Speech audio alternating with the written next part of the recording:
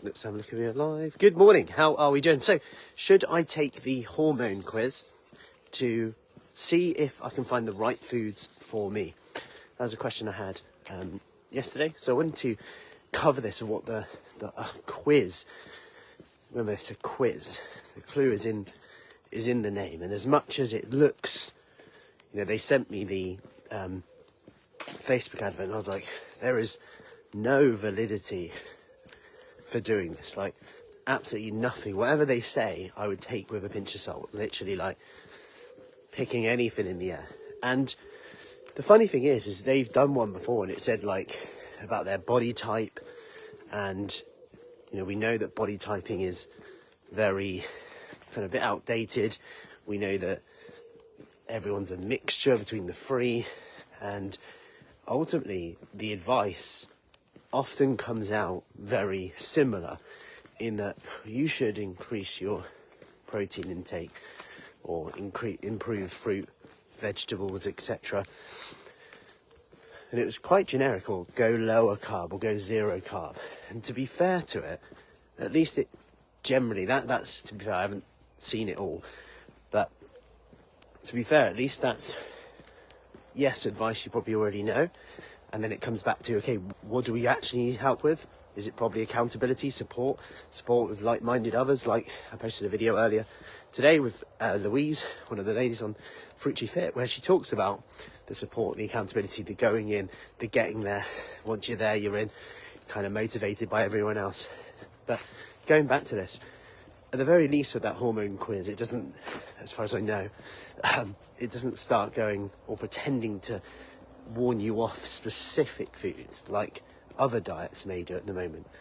I've seen a few online and that people have actually done where they're testing blood sugar levels even though they're a healthy individual, aka they haven't got diabetes, and even then it's questionable, and in terms of certain foods it's still questionable, but they're testing their blood sugar levels and in response to foods and coming to conclusions that they shouldn't eat blueberries, shouldn't eat raspberries, and it's causing a lot of hassle. When I've spoken to people and they're like, they initially didn't want a calorie count because it was too much hassle. Now they're counting blood sugar levels, gut health, measuring poo and all of this stuff. And the sad part is you go and ask other researchers in the area of gut health and diabetes, and you go ask them whether we can actually do this, and they'll go, not a chance.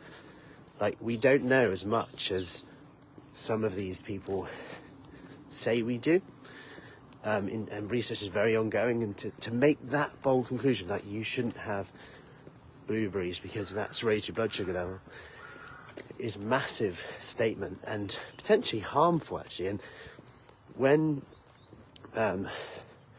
we become personal trainers, we become nutritionists. When I was doing my postgraduate nutrition, remember one lecturer saying, your main goal is to actually not cause harm.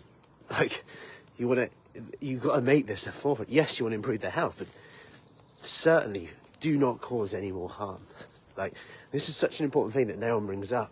In the quest, in the desire to get healthier, to get fitter, we do things that can actually do more harm than good in the longer term. And in the short term, we can be potentially blurry-eyed by shiny objects and hormone quizzes and things like that. I'd say the quizzes to, the only quiz we probably use, if you want to call it a quiz, is more of a calculation to calculate potential calories. If someone did want to track calories, and even then, I'll say now, there's lots of errors with that, like with everything, but it's a starting point. Anyway, we can be distracted by these potential blurry lines and shiny objects even, and what this can do is make us look like, okay, we got results doing it, so that means we need to do it again, when actually we weren't armed with the tools to actually get long-term results. And I'll be honest here, some of the things you have to do to get long-term results are quite laborious, they're hard, but isn't it going to be hard anyway? like jumping on, off, not really knowing what's working, what's not. Just trying stuff, seeing what sticks. And then when it sticks, great, we're happy. But then when it doesn't stick, we actually don't know why it's not sticking. That is probably the most frustrating part. And that's where being aware of what you're eating, even for a short period of time, whether that is tracking calories, whether that is getting facts, whether that is being consistent with a habit, like adding in protein, adding in some water for a consistent amount of time, and seeing how your body responds to that, giving it time and seeing how you respond. So I hope that helps.